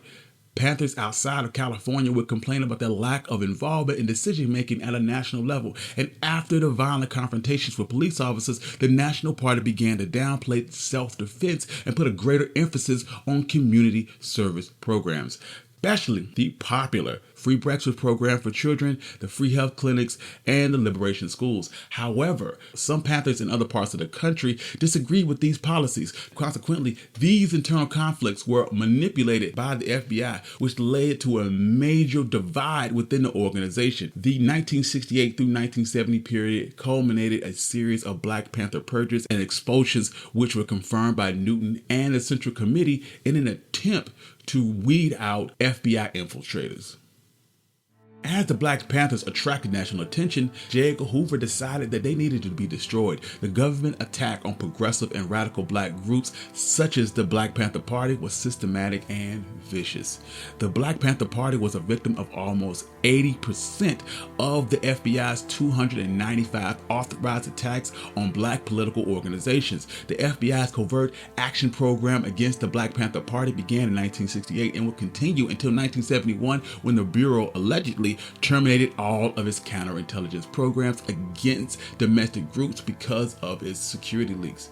As the Black Panther Party gained national and international prominence, the FBI attempted to promote violent conflicts between the Black Panther Party and other Black power groups, encouraged Black Panther Party internal conflict, undermined the Black Panther support, and provoked local police attacks on the Black Panther Party. With such repressive tactics and instances, the FBI succeeded in neutralizing a lot of the Black Panther Party's political programs. The Black Panther Party was confronted with a comprehensive government repression that took many diverse forms. All Panther members were subject to police surveillance and harassment. Police regularly harassed both leadership and rank-and-file members. They issued parking and traffic citations for minor or even non-existent violations, and often arrested party members on trumped-up charges. Court fines and traffic violations and unjustifiable arrests forced the Black Panthers to allocate time, money, and resources to legal matters rather than organizing in the Black community. During December of 1967 through December 1969, the party paid more than $200,000 in bond premiums, money that the Black Panther Party would never recover. During this period, at least 28 Black Panthers were killed. These were usually results of conflicts with local police or FBI-inspired inter-party conflicts or external conflicts with other Black power organizations. Consequently, the Black Panthers were often in a siege mentality and unsure who they could trust and unsure when they might be killed. To counter this onslaught of government repression, the Panthers developed several measures, including purging suspected infiltrators, improving ties with traditional community groups, and intensifying its community survival programs. The Black Panther Party was the target of systematic and comprehensive political repression at all levels of the government. And despite this government repression, the Black Panther Party's first 4 years were the most successful in terms of growth in the chapter's membership, effectiveness, and prestige. Perceived by African Americans as a fearless, radical political group, the Black Panther Party challenged and called the nation's attention to police brutality, poverty, socioeconomic inequality, and the Vietnam War. The Panthers' success stemmed fundamentally from its ability to inspire African American youth and young adults to work for the American people.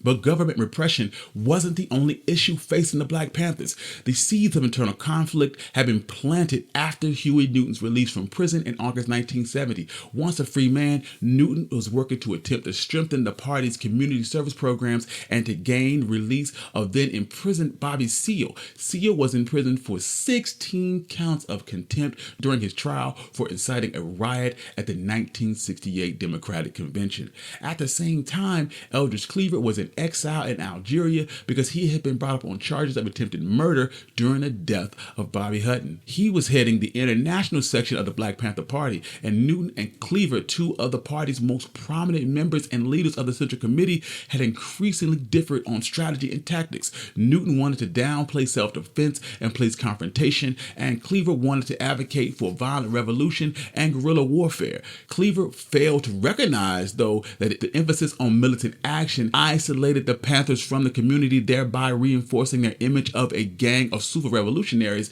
And on the other hand, Newton was unprepared and overwhelmed by the national organization that was built in his name. In late 1970, he had begun touring and speaking at major political events and visiting Black Panther chapters. As a public speaker, Newton greatly disappointed his followers. David Hilliard would later state that Newton didn't inspire his audience in the same manner that Cleaver, Seale, and other Black Panther leaders such as Chicago's Fred Hampton had done.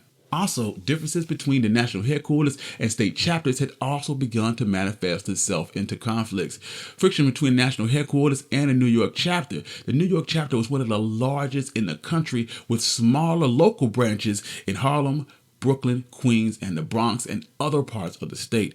The New York chapter began to lodge several complaints against the national leadership while Newton was in prison. And New York leaders assumed that when Newton was released, their grievances would finally be addressed. But Newton's release only exacerbated the tensions between the New York chapter and national leadership. The New York leaders tended to agree with Cleaver that the party needed to emphasize militant action. However, other substantial disagreements also were readily apparent. The New York Panther leaders complained about the chapter's lack of representation in the Central Committee, and it hampered their local organizational efforts. The New York Panthers resented the national leadership's de-emphasis of local organizing around housing issues and drugs in the Black community. Instead, Oakland placed a greater emphasis on the free breakfast program, clothing, and health clinics. The New York leaders felt a lack of representation in the National Committee prevented the national leadership from appreciating the importance and distinction of their local issues. Disagreements over how material resources were distributed also fueled inter-party strife. The Black Panther Party received funds from various resources such as lawyer groups, church organizations, community organizations, and individuals, and party leadership also raised funds via speaking engagements. The Black Panthers also received thousands of dollars from white, wealthy, sometimes famous supporters. The Panther chapters were required to contribute a percentage of paper sales and income to the national office for the overall organization, and increasingly members of the Black Panther chapters felt exploited by the national office. The party members became concerned when reports began to surface of Newton and other national leaders who were living in penthouse apartments and extravagant homes, and this caused the local chapters to resent the fact they felt their funds were being misrepresented. The party disputes culminated with government repression, finally culminated in the splintering of the Black Panther Party. Newton, in the Central Committee's name, confirmed the expulsions of several well-respected party leaders. In 1971, Newton expelled Geronimo Pratt, Connie Williams, Michael Tabor, and Jerome Moore, as well as the entire New York chapter, then proclaiming they were enemies of the people. Several attempts to reverse those expulsions were ultimately unsuccessful. Eldridge Cleaver argued that the Central Committee's members should have been informed prior to the expulsions, and Cleaver led a faction that argued for the reinstatement of the purged Panther members. Newton and the national leadership will reject this view, and on February 26, 1971, Newton and Cleaver agreed to discuss the party's differences during a local San Francisco television program in which Cleaver phoned in from Algeria. They promptly began arguing and expelled each other from the organization. This inter-party strife continued throughout the year, and New York leadership, as well as various Panther members scattered across the nation, would align with Eldridge Cleaver. The Panthers' organizational conflict reached a deadly level when Robert Webb, a West Coast Panther member originally who sided with Cleaver and the New York Panthers, was murdered on March 8, 1971. 6 weeks later, on April 17, 1971, Samuel Napier, the distributing manager of the Black Panthers, was tortured and killed in New York, allegedly in retaliation for Robert Webb's death. Both Napier and Webb were respected, beloved members of the Black Panther Party, and such destructive warfare created general fear within the party and prompted many Panther members to abandon the organization. According to Bobby Seale, approximately 30 to 40% of the Black Panthers left as a result of this internal conflict. The intra-party conflict only assisted government officials' dismantling of the Panthers. Cleaver and Newton would have no idea that the FBI initiated a program to divide the two Panther leaders.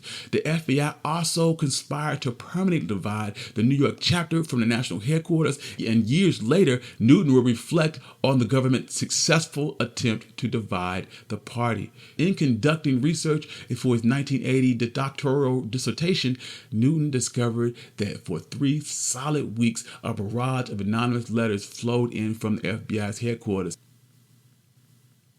In late 1970, early 1972, after Newton and Seale regained control of the party and intensified and expanded their involvement in the Black community, new Black Panther programs would form, including the Samuel Napier's Youth Intercommunal Institute, the Free Busing to Prisons program, the Free Clothing program, and the George Jackson Free People's Medical Research Clinic.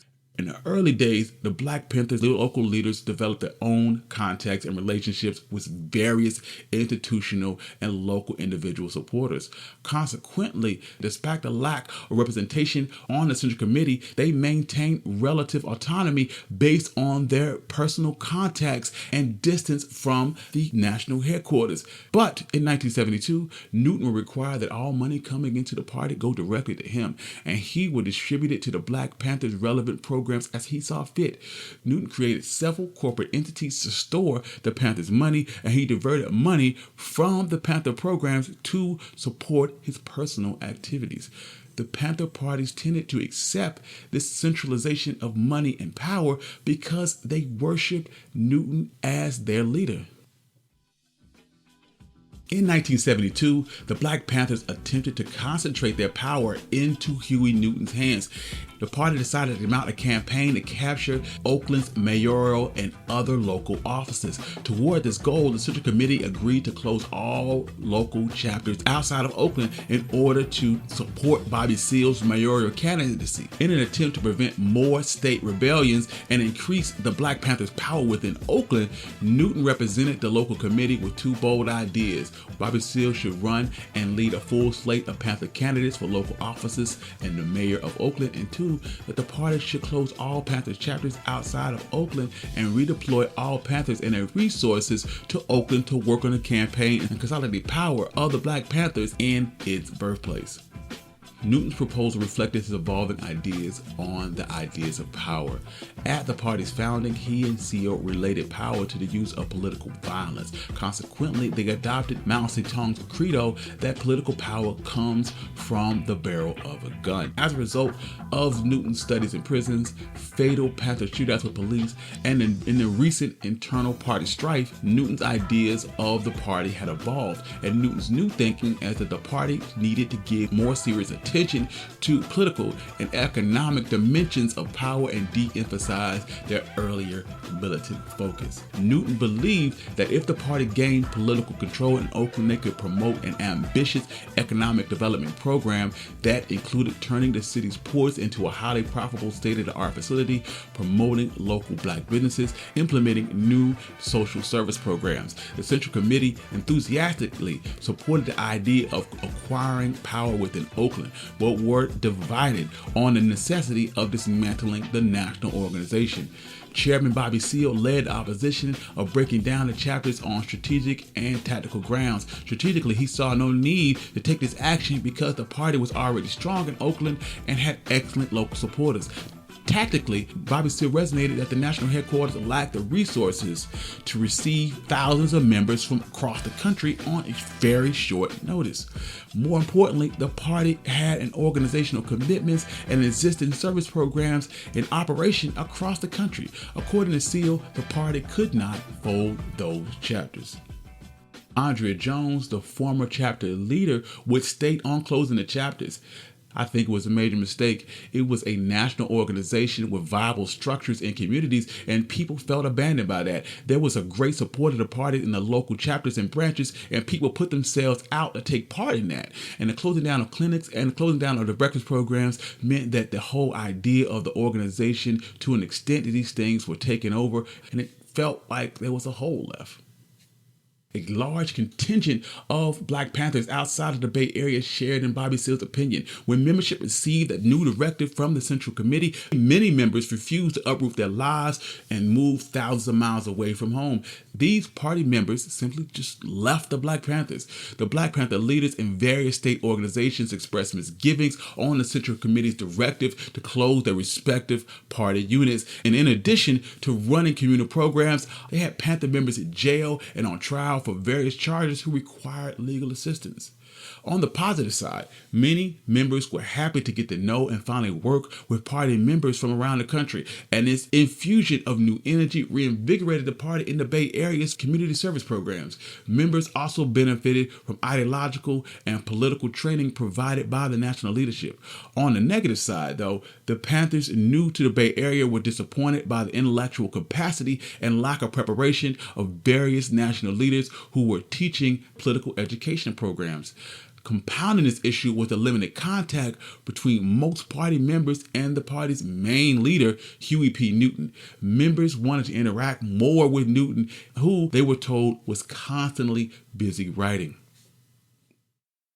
After weeks of debate and individual lobbying from the Central Committee by members of Seale and Newton, the committee decided to close all chapters temporarily and dismantle them gradually over the course of the year. Newton had won the day by accepting Neal's recommendation to a staggered closing of the chapters and arguing that the party members would eventually take their new campaign skills, governing experience, and return to their home offices and replicate the Oakland experience and gain local power in their area. In the end, Seale accepted this view and threw himself into organizing Oakland and running for mayor. During 1972 through 1973, the Black Panthers converged on Oakland from all parts of the country. The Black Panthers concentrated the majority of its resources in Seale's mayoral bid and Elaine Brown's campaign for city council seat. The Panthers registered voters, distributed campaign literature, participated in campaign meetings and rallies throughout 1972 through 1973. But however, even though both races were extremely competitive, Seale and Brown lost their respective elections. The impact of this electoral defeat was devastating to the Panther Party because its members had invested so much time and effort into their campaigns. Shortly after the election, many Panthers resigned from the party because of the disappointment, exhaustion, and just general disillusionment. Their departure represented the second major exodus from the party, and according to Seale, the party only had about 500 members at this point. The 1973 elections provided a critical mistake by the Panther Party's leadership, and from that point on, the party never recouped its size, prestige, or effectiveness. The party's future efforts remained confined to the Oakland Bay Area. Newton would continue his efforts to centralize power and authority within the Panthers, whereas party leaders would discipline members for violations of party rules in the early days. In the subsequent years, Newton began to assault party members and innocent bystanders at his own personal whim. These outbursts often occurred at his apartment or other Panther-owned or controlled establishments. Two such reports occurred in August 1973. In the first event, Newton was allegedly stepping out of his car on a Monday evening shortly after midnight and shot Kathleen Smith in the jaw for calling him a baby. Kathleen Smith was a prostitute that had been working on Oakland Street that evening with her friend Crystal Gray. The shot damaged Smith's spine and sent her into a coma. 3 months later, she passed away. Gray was the only eyewitness and identified Newton as her murderer. Less than 2 weeks later, Newton pistol whipped Preston Collins in his own apartment. Collins was a tailor and had offered to make Newton some dress suits at a discounted price. During the conversation, Collins innocently and unknowingly of the first incident called Newton a baby, and Newton became enraged and smashed his gun into the back of Collins' head and continued to brutalize him until Collins finally struck back and attempted to leave the apartment. Bleeding profusely, Collins stumbled out of the apartment only to be caught and forced back into the apartment where he was repeatedly tortured. Newton's behavior was partially a result of his serious alcohol and substance abuse problem. This had formed after his release from prison in 1970, and because of his legendary celebrity status, people regularly brought him alcohol, drugs, and other substances which he consumed. But during this time, the Panthers had more organizational issues also. In 1972, the Central Committee created the party's Security Corps. The original purpose was to provide security for the Black Panther leaders, and especially candidates for public office. In addition, Newton believed that to consolidate political power in the city of Oakland, the party would have to gain complete control of both legal and illegal affairs. This meant regulation of the city's vices or its underworld activities. Newton reasoned that the Oakland's criminal class would only resonate with violence, so the party's Security Corps protected the party leaders while trying to force Oakland's criminal groups to pay the party for the right to continue their illegal activities. During 1973 to 1974, only Newton was aware of the full extent of the party's growing activities and multiple organizational units, which included political and extra-political wings of the party. Even Bobby Seale, co-founder of the Black Panther Party, did not know the extent of Newton's substance abuse, extortion of local crime organizations, and misappropriation of party funds, and the violence against fellow party members and members of the Black community. The Black Panthers' decline was only accelerated in 1974 with the departure of several key Panther members. Bobby Seale will resign in July 31st, 1974, after a major argument with Newton, and other Panther members left the party shortly after Bobby Seale's resignation. Newton would go into exile in 1974 to avoid a series of felony counts that resonated from the murder of Kathleen Smith and the assault on Preston Collins. Newton would return to the United States 3 years later to face these charges, on which he was acquitted after Collins changed his testimony several times and eventually told the jury that he didn't know who assaulted him. And Crystal Gray declined to testify against Newton after an apparent assassination attempt.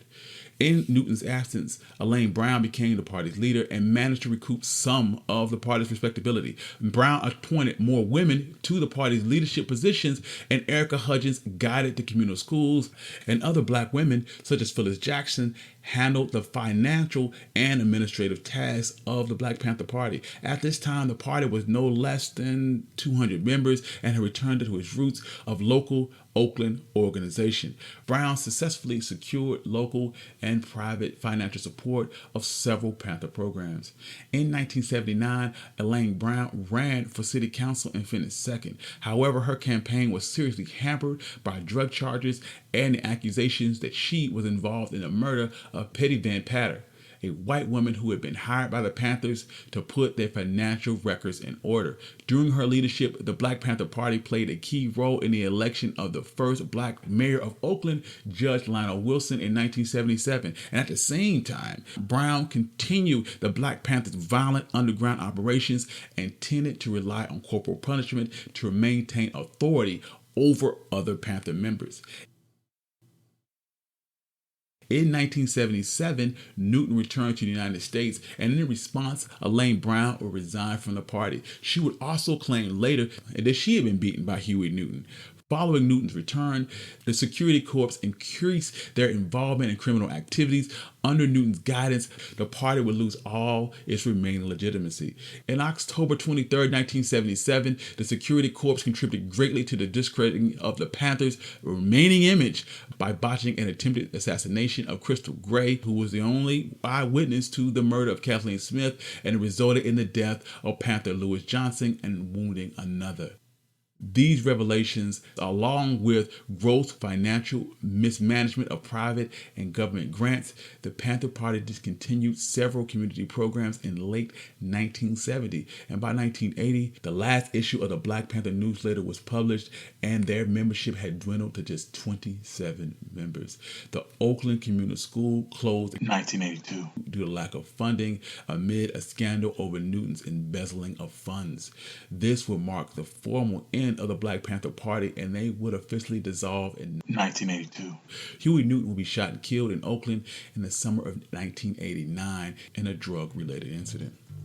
The Black Panthers emerged at a time of great political activity and excitement over the possibility of radical social change in the United States. In their work, the Panthers contributed significantly to making America more democratic and a more humane society. While the Panthers' rise was rapid and dramatic, its fall was slow and brutal. Ultimately, a mix of government repression, intra-organizational conflict, and strategic mistakes destroyed the Black Panthers. But in their pinnacle, the Panthers confronted politicians, challenged police, and protected the Black community from brutality. The Black Panther Party led a movement to end police brutality and helped organize civilian police review boards. The party's community service programs provided clothing, food, and transportation, and the Black Panther Party's free breakfast program became a catalyst for the government's free meals program to poor school children. Rather than integrate with American society, the Panthers wanted to challenge and fundamentally change it, and to use Black power as a means of global revolution. Even decades after their founding of the organization, the Black Panthers' public image has survived in the United States and continues to resonate with current social movements, and their experience provide guidance to a new generation of Black activists. Thank you. I'm Country Boy, and this has been the Black Panther Party. If you like this, if you love this, please consider donating to our Patreon page. Also, you can find more episodes like this at onemichistory.com, and please give us 5 stars on Apple Podcasts. Peace.